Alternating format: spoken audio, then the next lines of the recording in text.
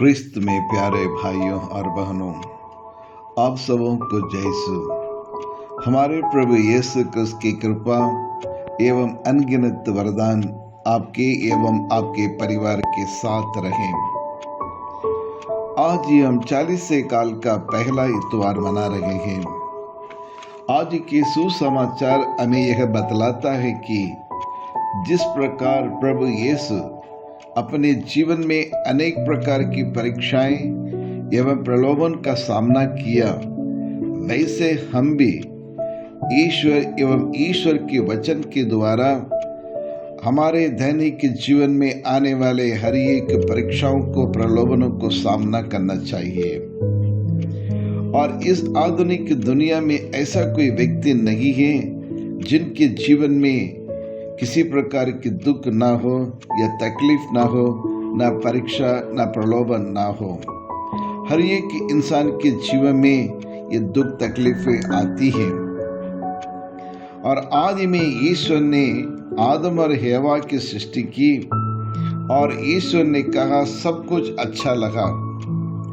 लेकिन शैतान आकर आदि मनुष्य को प्रलोभन देके उनकी परीक्षा ली और आदम हेवा उस परीक्षा में फेल हो गए और पाप के बंधन में बंध गए। लेकिन उसे बचाने के लिए और उनके पापों से छुटकारा देने के लिए प्रभु यीशु क्रिस्त मनुष्य धारण करके संसार में आए।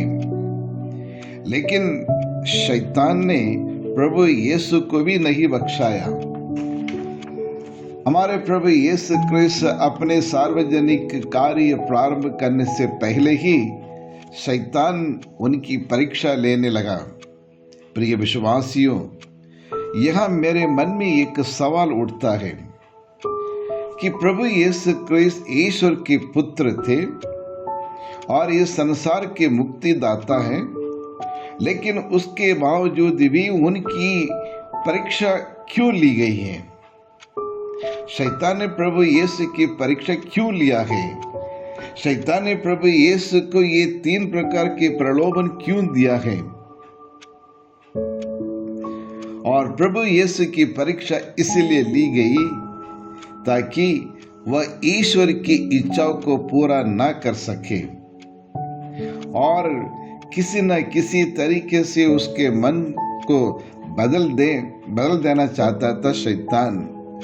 और ईश्वर जिस कार्य के लिए ईश्वर ने प्रभु यीशु के संसार में भेजा है, उस कार्य को बंद करने के लिए और ये शैतान ने उन्हें सोचा और इसलिए उन्हें कोशिश की और प्रभु यीशु की और यीशु को प्रलोभन देके उसके रोकने के लिए।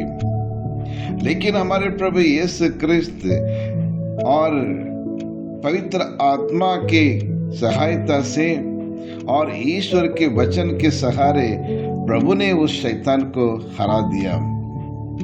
और इस घटना से हमें क्या शिक्षा मिलती है प्रिय विश्वासियों? सर्वप्रथम हमारे जीवन का बहुत बड़ा दुश्मन शैतान है। हर मनुष्य हर दिन हर पल इस शैतान एवं इस दुनिया की बुरी शक्ति से लड़ना पड़ता है। और इसलिए बाइबल कहती है, एफेसियों के नाम संत पौलुस का पत्र अध्याय 6 पद संख्या 12 ये कहता है, हमें निरे मनुष्यों से नहीं बल्कि इस अंधकारमय संसार के अधिपतियों, अधिकारियों तथा शासकों एवं आकाश के दुष्ट आत्माओं से संघर्ष करना पड़ता है। और इसी प्रकार प्रभु यीशु ने कहा, यूहन्ना सुसमाचार अध्याय 12 पद संख्या 31 में, अब इस संसार के न्याय हो रहा है, अब इस संसार का नायक निकाल दिया जाएगा।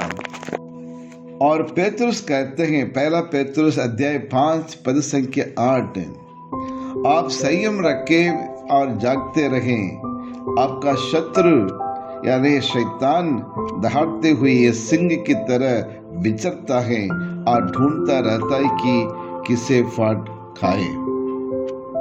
जी हाँ, क्रिस्त में प्यारे भाई और बहनों, और शैतान के चंगुल से कैसे हम बच सकते हैं? ये शैतान के बंधन से, ये बुरी शक्ति से हम कैसे अपने आप को बचा सकते हैं? शैतान की परीक्षा से बचने के लिए हर दिन हमें ईश्वर की वाणी को सुनना पड़ेगा। ईश्वर की वाणी को सुनकर और ईश्वर के वचन एवं उनकी आज्ञाओं का स्वीकार करना पड़ेगा और दैनिक जीवन में उसे अमल करना पड़ेगा। यही हमारे लिए एक सबसे बड़ा उत्तम औजार है। दूसरा, पवित्र आत्मा को ग्रहण करना पड़ेगा। पवित्र आत्मा की सहायता की जरूरत होती है और इन दुश्मनों से लड़ने के लिए, इन बुरी शक्तियों से लड़ने के लिए और इन बुरी शक्ति को हराने के लिए हमें और पवित्र आत्मा की सहायता की बहुत जरूरी है। इतना ही नहीं, हर दिन ईश्वर के वचन को पढ़ना, समझना और मनन चिंतन करना भी आवश्यक है। जी हाँ क्रिस्त में प्यारे भाई और बहनों, इसलिए हर मनुष्य एक धन्य मनुष्य बनना पड़ेगा। लेकिन धन्य मनुष्य कौन है? ये कैसे बन सकता है?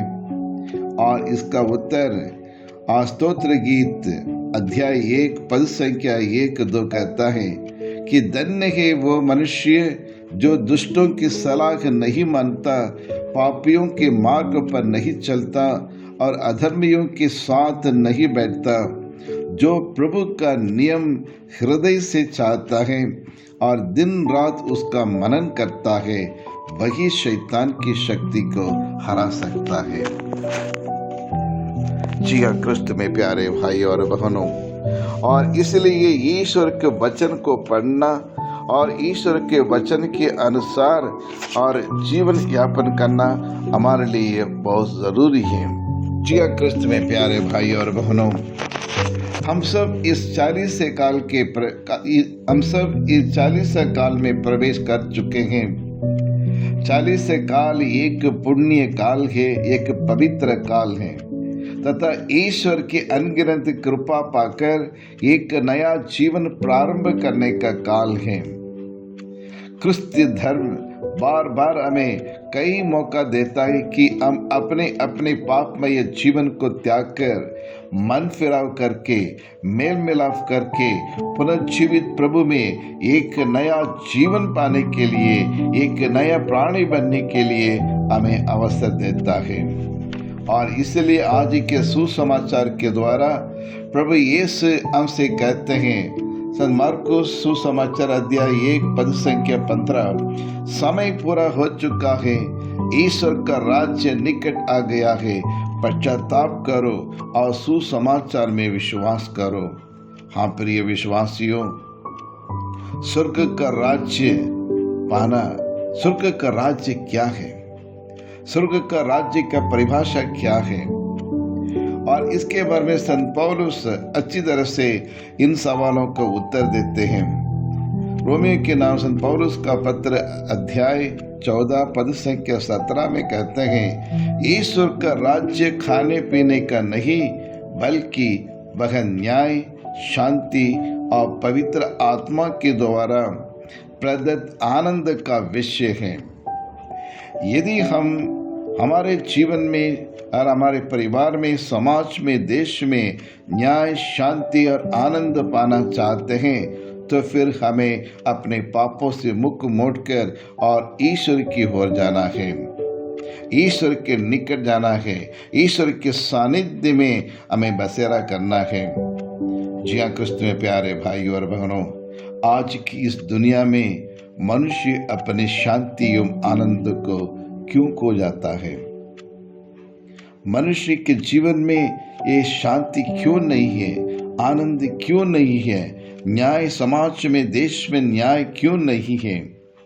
आज के समाज में, परिवार में और सन्यासी जीवन में, देश में और ये शांति और न्याय बिल्कुल नहीं है, नहीं के बराबर है।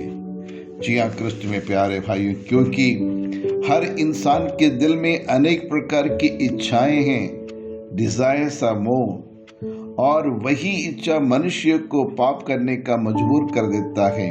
इसलिए गौतम बुद्ध ने कहा, इच्छा ही दुख का कारण बनता है। और साथ साथ संत पौलुस भी यही कहते हैं, गलातियों के नाम संत पौलुस का पत्र अध्याय 5 पद संख्या 19 में कहते हैं, शरीर के कुकर्म प्रत्यक्ष है, व्यभिचार, अशुद्धता, लंपटता, मूर्ति पूजा, जादू टोना, बैर, फूट, ईर्ष्या, क्रोध, स्वार्थ, पर्दा, मनमुटाव, दलबंदी, द्वेष, मतुवालापन, रंगरेलिया आदि को त्यागना पड़ेगा। और ये शारीरिक इच्छाएं, जब इनको हम दूर करेंगे और निश्चित रूप से हमारे जीवन में, हमारे समाज में, हमारे परिवार में सुख मिलेगा, शांति मिलेगी, आनंद मिलेगा।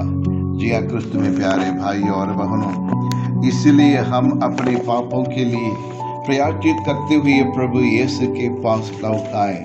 पाप स्वीकार करते हुए प्रभु के पास आकर एक नया जीवन प्रारंभ करने के लिए अनुग्रह प्रभु यीशु से हम प्राप्त कर सकें।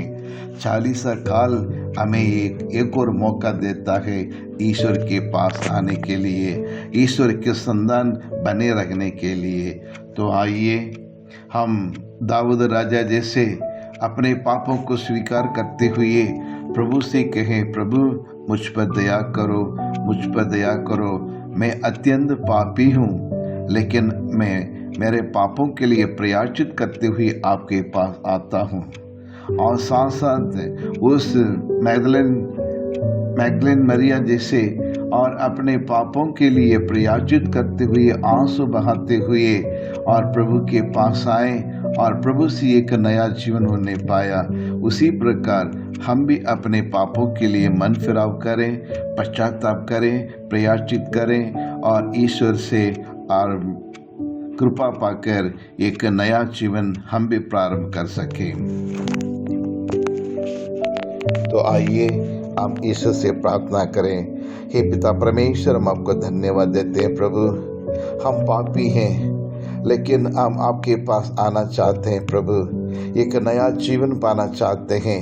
ये 40 काल में हम अपने पापों के लिए प्रायश्चित करते हुए आपके पास हम आते हैं प्रभु। हमारे सारे गुनाहों को, कुकर्मों को, श्रापों को अपने पवित्र लहू से धो डाल, ताकि हम पवित्र बन सके प्रभु, और आपके निकट आकर आपके सानिध्य में जीवन यापन कर सकें। और इसलिए हम हाथ जोड़कर आपसे विनती करते हैं प्रभु, हम पर दया कर, हम पर कृपा कर, और यही हम प्रार्थना करते हैं हमारे प्रभु क्रिस्त के द्वारा, आमीन।